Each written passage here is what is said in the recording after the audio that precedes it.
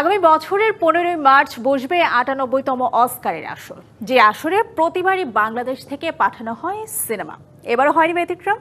বাংলাদেশ থেকে অস্কারের best international feature film বিভাগে পাঠানোর জন্য এবার জমা পড়েছে 5টি সিনেমা। এর মধ্য থেকে একটি সিনেমাকে চূড়ান্ত করে অস্কারে পাঠাবে অস্কার বাংলাদেশ কমিটি। ৯৮তম অস্কারে সেরা আন্তর্জাতিক ভাষার সিনেমা বিভাগে পাঠানোর জন্য এ মাসের শুরুর দিকে ছবি আহ্বান করে বাংলাদেশের অস্কার কমিটি।